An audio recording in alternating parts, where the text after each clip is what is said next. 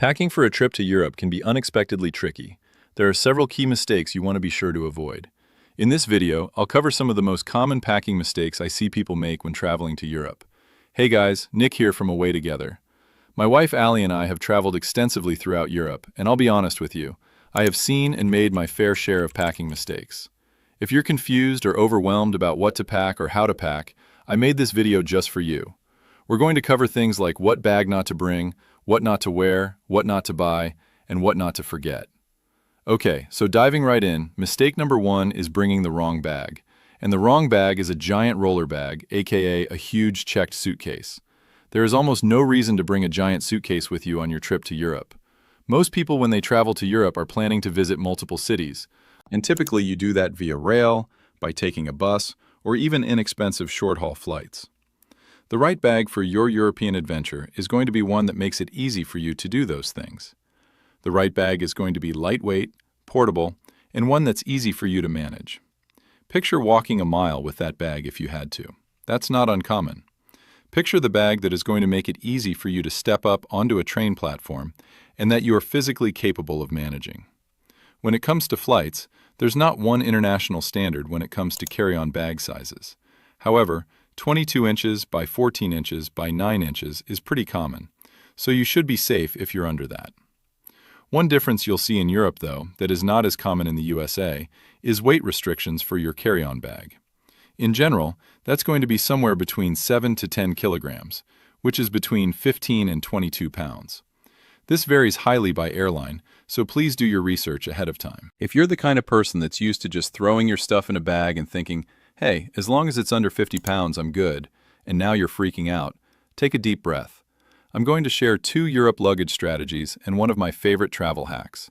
I recommend you choose one of these 2 Europe luggage strategies, and then the travel hack is something I recommend everyone do. Strategy number 1 is the one-bag traveler. If you can pare down your belongings to fit into one bag, which, trust me, you can, my top recommendation is always going to be a backpack. A big benefit of using a backpack is that you can go hands-free, and in Europe in particular, much of where you will be walking, especially if you're in Old Town, is going to be cobblestones and uneven terrain that sometimes can be tricky with wheels. When you hear Europe and backpack in the same sentence, I'm not sure what comes to mind, but I know for me initially what came to mind was one of those giant top-loading backpacks that looks like an entire campsite could fit in there. That is not what we're talking about. What I recommend is a sensible, lightweight bag that comfortably fits what you need for a trip to Europe, and it easily meets the carry-on requirements. There are a lot of great options out there, so many good brands in this space. Tortuga makes a great one, Peak Design has a great one that I almost bought. My all-time personal favorite that I've used several different times on various trips to Europe is the Osprey Porter 46. By the way, this is not sponsored in any way, but there are links to several of the items that I'll mention in this video below. What I love about this Osprey bag is that it's roomy, has a dedicated area for your laptop and other tech, works beautifully with packing cubes, and has this awesome quick-access stuff pocket, which is perfect for emptying your pockets into when you go through security. It also has these compression straps that help cinch things down tight.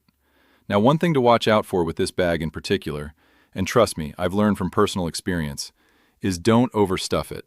If you do, you may struggle with the overhead bins on very small planes. But if you don't overstuff it, and trust me, you'll know when you've overstuffed it, it's not a problem at all. Ultimately, if you're going the backpack route, choose a bag that is durable, offers some level of water resistance, gives you options for compartmentalization or organization, and very key, fits your body comfortably. Okay, the next strategy is the 2-bag traveler. I've done this one as well. This is where you would bring a carry-on size roller bag and a personal item-sized backpack. Allie and I actually used this exact setup for 6 months of full-time travel. So for roller bags on that trip, we both used the Mono's Carry-On Plus. Lately, we've been testing out some bags from Level 8 cases. I'm actually considering making a comparison video breaking down the differences between several of the major carry-on roller bags out there. If you would be interested in seeing that, comment clamshell below. For our personal item backpacks, I use the Peak Design 20-liter everyday backpack to haul all our camera gear around in, and Allie used the Transit backpack from Everlane. Some key things to look out for in a personal item bag are that they fit under the airplane seat, there's a pocket for a water bottle, they offer some level of water resistance, and there's a trolley sleeve, aka a handle pass-through, so that they can sit on top of your roller bag. Here's a quick travel hack, whether you're a one-bag or a two-bag traveler: a packable day pack. A packable day pack is a small, lightweight, and usually inexpensive backpack that packs down really small, usually into an inner pocket, and can be stored in your main bag until you need it. Then when you're in the middle of your trip, you can leave your big bag in the room and take this little one out with you for the day, and you can store things in there that you would need, like your sunglasses, your rain jacket, water bottle, etc. I've had this Osprey one for years. It's really inexpensive, and it packs down smaller than the palm of your hand. Okay, the next mistakes revolve around clothing, and the biggest clothing-related mistake is simply bringing too much clothing. And the best way to avoid bringing too much clothing is by making a plan. I remember explaining for the first time to my sister how to pack for a 10-day European trip, and just how daunted she was by the premise of having to be so intentional and methodical about exactly what to bring. But she did it, and she did great. And so here's a few quick tips for you. Focus on clothing that is versatile and could be used in a variety of scenarios. Try to create a mini capsule wardrobe for your trip, so that your tops and your bottoms can kind of mix and match and work in a number of different ways. I recommend tending towards lightweight clothing items and packing as if you'll dress in layers. You could also seek out items that have moisture-wicking properties in case you're traveling during summer. You should also consider how many wears you can get out of a given piece of clothing. For example, you probably only need 1, maybe 2 pairs of pants for a week-long trip. Maybe that's not such a foreign concept, but what about things like your socks and your shirts, right? You probably don't need a different pair of socks for every single day of your trip. As you begin thinking about items that could be reworn and reused, I highly suggest merino wool. Merino wool has antimicrobial properties, which will help your clothing resist odor. Finally, consider wrinkle resistance. If you're folding or rolling your clothes, chances of wrinkles go way up, so consider maybe not bringing those things that get wrinkled really easily. And a pro tip is using Downy Wrinkle Releaser Spray or something similar. We always have a travel-size bottle of this with us, and it works. It is super clutch. The best way not to overpack is to use a packing checklist, and we made one for you. You can get it for free at the link below. And hey, while you're at it, if you're getting value out of this video, please give it a thumbs up so YouTube will know to suggest it to other travelers like you. A big mistake when traveling to Europe is bringing the wrong kind of clothing. Unless you're going to some very fancy places, you don't need to bring anything super duper nice. Now, I'm not saying ladies don't bring a dress or guys don't bring a nice button-up shirt. Don't get me wrong, we love going out to a nice dinner, and I'll bring something like this, or usually with sleeves.